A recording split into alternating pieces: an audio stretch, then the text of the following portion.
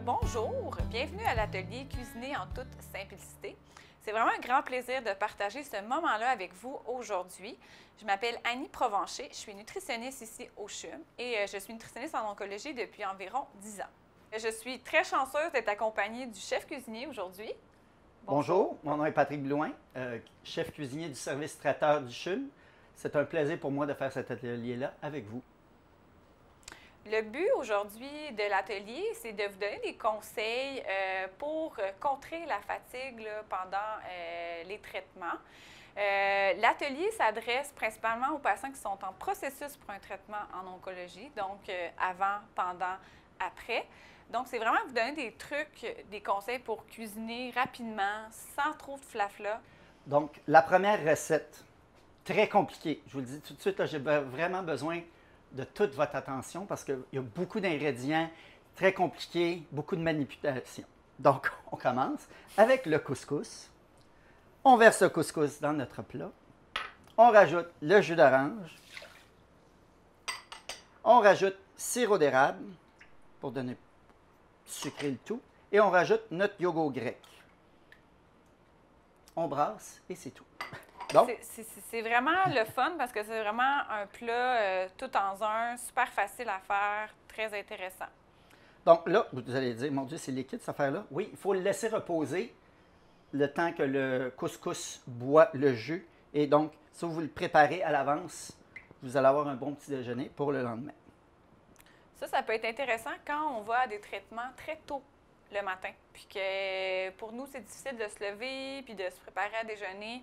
Donc, on prépare ça la veille. Le lendemain matin, on part, soit qu'on le prend avant de partir ou on l'amène avec nous. Et je vais vous montrer le résultat final. Donc, on peut l'agrémenter avec nos fruits préférés, une petite feuille de menthe et le tour est joué. Donc, on va poursuivre avec une deuxième recette. C'est ça, c'est un repas vraiment tout en un, super pratique. La deuxième recette ressemble aussi à la première. Puis je trouvais ça intéressant de vous donner deux idées de déjeuner parce que des fois, on ne sait pas trop quoi manger pendant les traitements. On manque d'idées. Puis aussi, notre routine est quand même chamboulée à travers ça. Donc, ça peut être vraiment des trucs faciles pour vous. En fait, la première recette, c'était un céréal, une couscous déjeuner. Et la deuxième, c'est un gruau enrichi, protéiné. Tous les ingrédients vont être, puis toutes les recettes vont être disponibles en ligne sur le site du CHUM. Donc, prenez pas de notes, asseyez-vous, relaxez, puis regardez-nous tout simplement. Donc, on y va avec notre prochaine recette qui est le gruau protéiné. Donc, encore là, une autre recette très compliquée. Non, pas du tout. Vous allez voir, c'est très facile. Donc, on y va. On prend notre gruau, le lait. On rajoute un petit peu de sirop d'érable.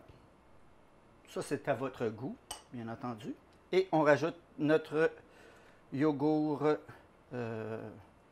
grec. Pourquoi du yogourt grec?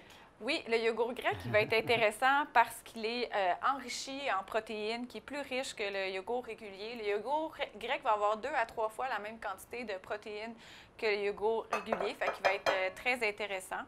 En fait, pendant que Patrick termine sa recette, un des trucs pour maximiser votre niveau d'énergie pendant la journée, c'est d'avoir une source de protéines aux 3 repas et aux collations.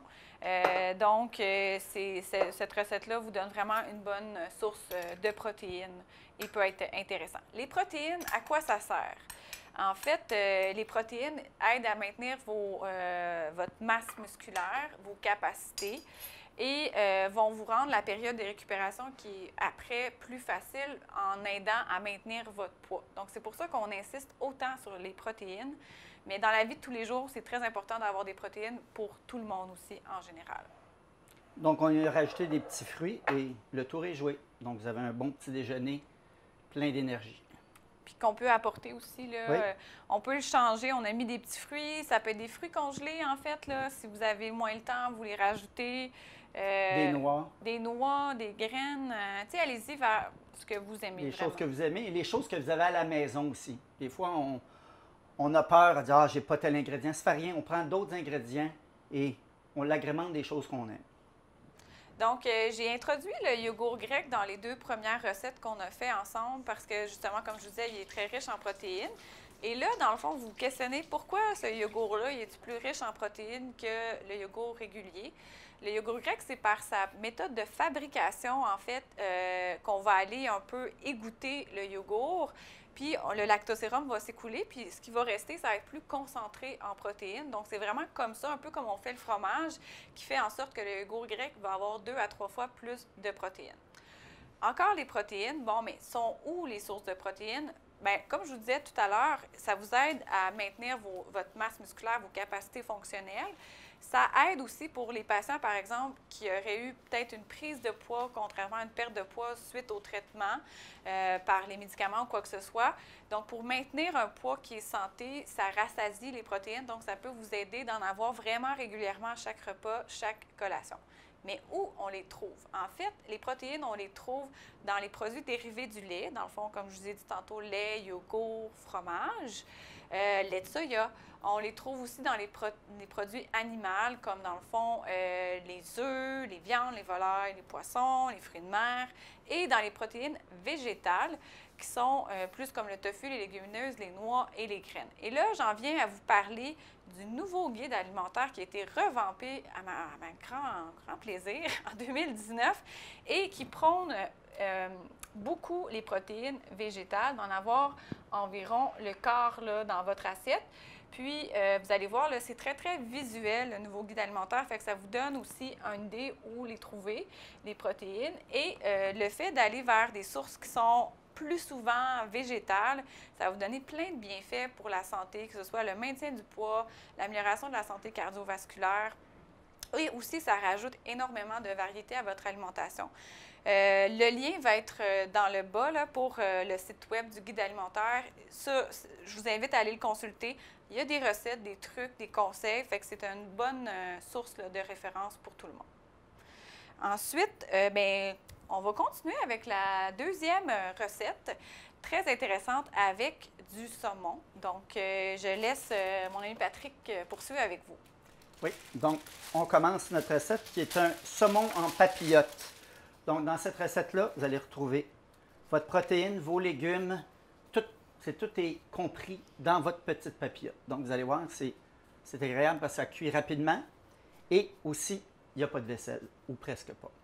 Donc, on prend... aime. Oui, on aime ça. Donc, on prend un papier parchemin sulfurisé aussi qu'on appelle.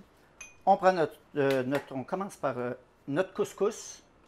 Donc, on dépose notre couscous sur le papier. Idéalement, si vous pouvez aussi trouver du couscous à grains entiers, ça peut être encore une meilleure option avec des fibres alimentaires. Par la suite, on dépose notre morceau de saumon. Ça pourrait être d'autres sortes de poissons qui cuisent rapidement, filets de sol, des choses comme ça. Ça peut être du poisson congelé aussi, qu'on a pris le temps de décongeler là, avant. Ouais. On rajoute un petit filet d'huile avec un petit peu de jus de citron. On rajoute nos épices, un petit peu de sel, de poivre. Par la suite, on rajoute les légumes. Donc, nous, on a choisi des poivrons rouges. Ça peut être autre chose. Ça peut être de la courgette, poivron vert, des petits oignons tranchés minces. Encore une fois, allez-y selon votre tolérance digestive puis d'acidité. Fait que si c'est des légumes que vous tolérez bien, puis allez-y avec ce que vous avez à la maison. Oui, ça, c'est vraiment important. C'est ça qui est important. J'ai rajouté des petites pommes pour faire changement, mais comme on a dit, vous y allez avec les choses que vous avez à l'intérieur de votre frigidaire. Par la suite, on rajoute un petit peu de zeste de citron et la ciboulette. Et là, c'est le temps de montrer si vous avez du talent pour emballer des cadeaux. Donc, on fait la papillote.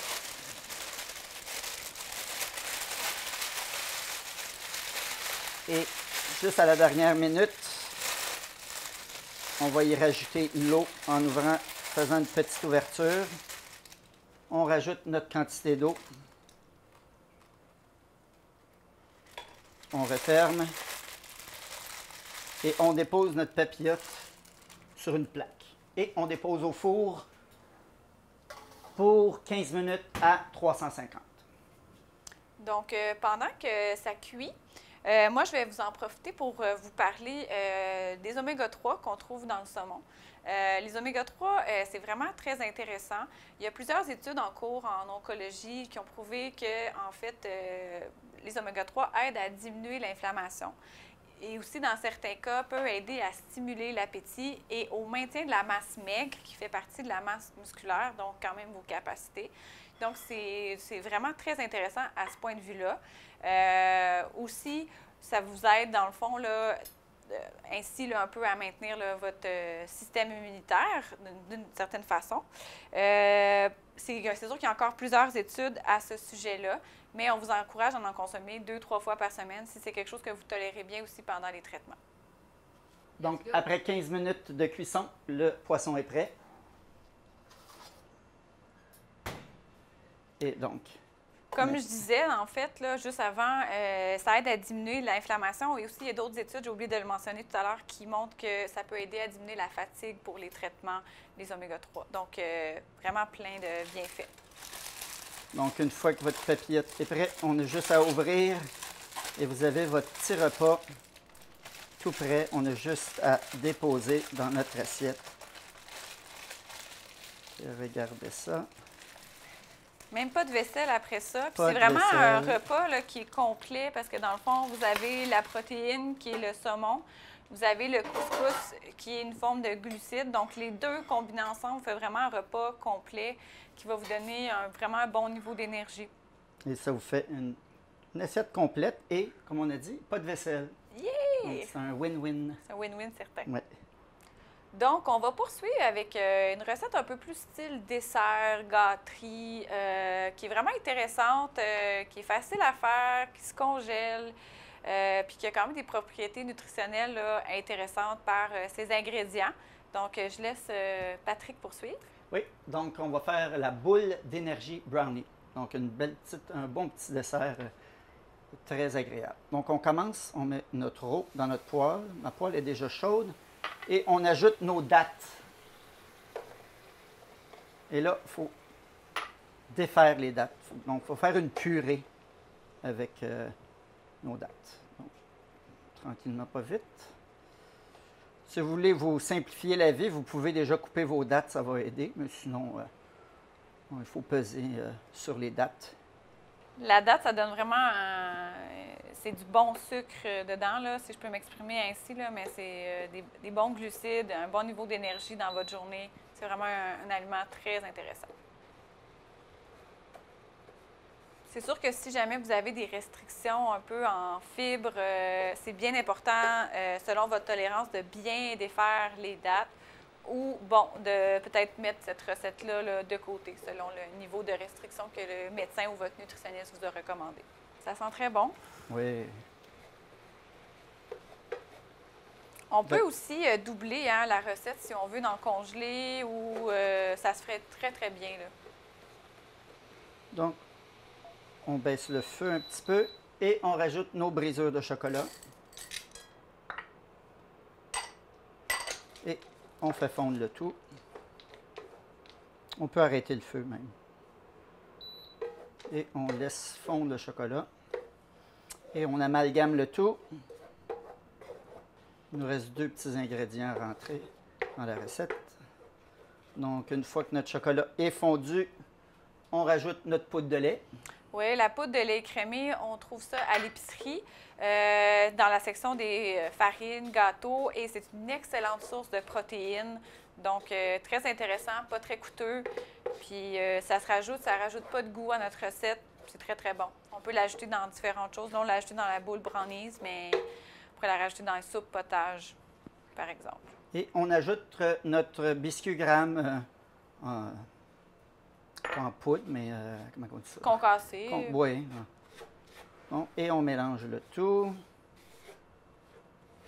Là, vraiment très important de bien amalgamer les ingrédients.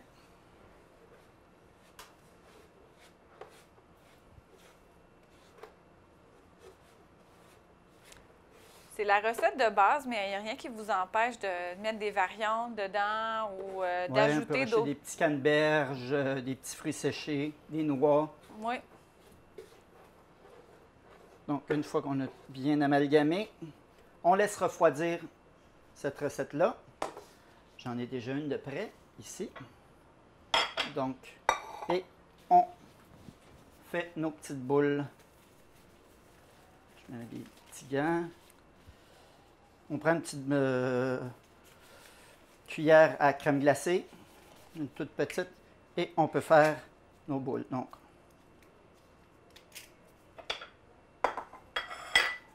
et on forme notre petite boule. Et là, vous pouvez l'agrémenter de noix de coco, de sucre, pas de sucre en poudre, mais de coconut, pas du, comment je dis, non, voyons, je cherche mes mots. Coconut, mais non, poudre de chocolat, des choses comme ça. Donc, toutes sortes de petits ingrédients que vous aimez, là. Là, c'est le temps, c'est le festif, le petit côté festif de la boule. Fait qu'allez-y avec vraiment ce qui vous tente, l'inspiration du moment. Donc, on continue aux petites boules. Oui. Ce qui est intéressant aussi dans cette recette-là, c'est ça, on peut l'agrémenter à notre goût. Puis, ça contient du cacao qui est un antioxydant, donc qui peut être intéressant là, par rapport au cancer. Donc, d'avoir beaucoup d'antioxydants dans notre alimentation. C'est sûr que pendant les traitements, il y a certains traitements qui vous empêchent de consommer des antioxydants en supplément. Mais quand ça provient des aliments, c'est toujours adéquat, puis c'est toujours une très bonne idée. Donc, aussi, vous pouvez vous en servir durant le temps des fêtes. Vous voulez faire un petit cadeau à la famille. Vous avez pas d'idée quoi faire. Bien, ça vous fait une petite activité. Vous faites ça, vous mettez ça dans une petite boîte et le tour est joué. Donc, ça vous fait un beau petit cadeau. Ça fait un dessert, mais ça peut faire aussi une collation, en fait. Là. Si des fois, vous pouvez vous en apporter quand vous venez au traitement. Fait que c'est une collation qui est enrichie, qui vous donne un bon apport calorique, qui va vous aider à maintenir votre énergie. Un autre truc que je pourrais vous donner, en fait, là, c'est pour maintenir un bon niveau d'énergie dans la journée, c'est vraiment d'avoir 3 repas par jour, 2 collations. De cette façon-là, on s'assure de maintenir un bon d'énergie tous les jours. Des fois, je vois des patients qui sautent des repas. Des fois, une fois de temps en temps, c'est pas grave, mais si on saute des repas souvent quand on vient à nos traitements, au fil du temps, à la fin de la semaine, on a sauté 2-3 repas. On peut déjà commencer un peu à perdre du poids, être plus fatigué. Donc, moi, je vous encourage à avoir vraiment 3 repas, 2-3 collations. C'est vraiment un truc facile à suivre qui va vous aider. J'ai presque terminé. Donc, ça vous fait environ une douzaine de boules. OK. Bon, il y a des gens, si vous voulez avoir une cuillère, vous pouvez les faire en plusieurs formes. Là, moi, j'ai fait des petites boules, vous auriez pu l'étendre dans une plaque, faire des petits carrés. On a déjà fait une fois pour la Saint-Valentin en forme de cœur. Donc, vous les faites comme vous voulez, comme vous le désirez. Et voici, le tour est joué. On goûte à ça? Ben oui, pourquoi pas. Parfait. Donc, santé. Santé. Oui. C'est vraiment très bon. Simplement vous mentionner que toutes les recettes avec les ingrédients, les méthodes de préparation, le nombre de portions que ça donne, ça va être disponible sur le site web du CHUM.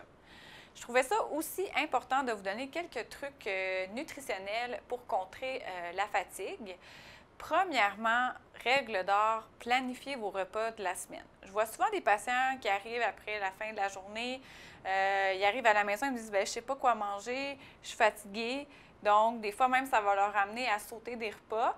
Puis ça peut être dommageable, là, ça peut créer des pertes de poids, puis aussi une baisse d'énergie. Donc, d'avoir un peu ce que vous voulez manger dans la semaine de près, pas de près, mais au moins en tête, que les ingrédients soient prêts, ça va vous aider énormément. Boire suffisamment de liquide, 8 à 10 verres d'eau en moyenne, peut vous aider aussi à bien éliminer la chimio pendant les traitements, mais aussi contrer votre fatigue.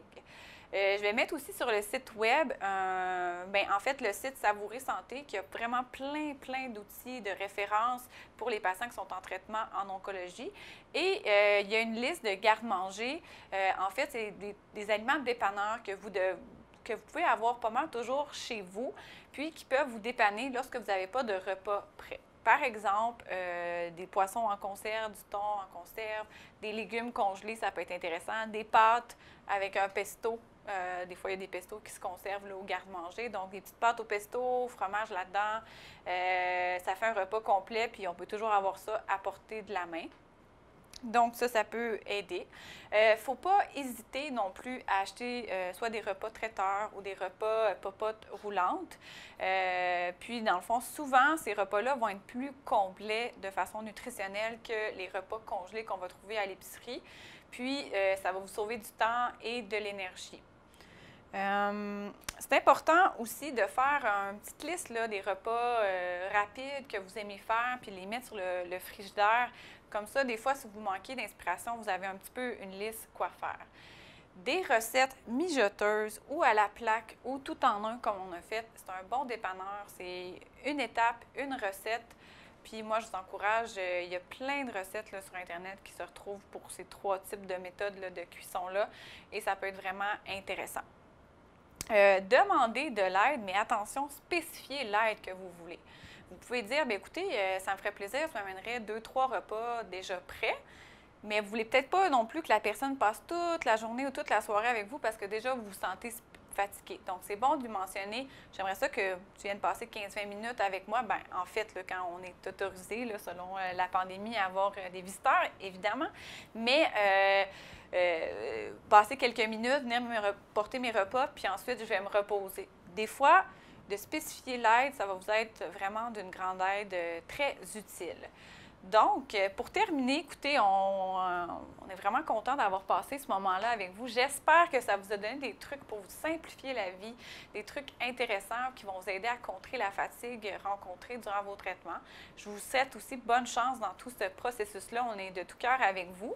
Je vais laisser Patrick. J'espère que vous avez apprécié nos ateliers. Je vous souhaite une bonne journée et bon appétit.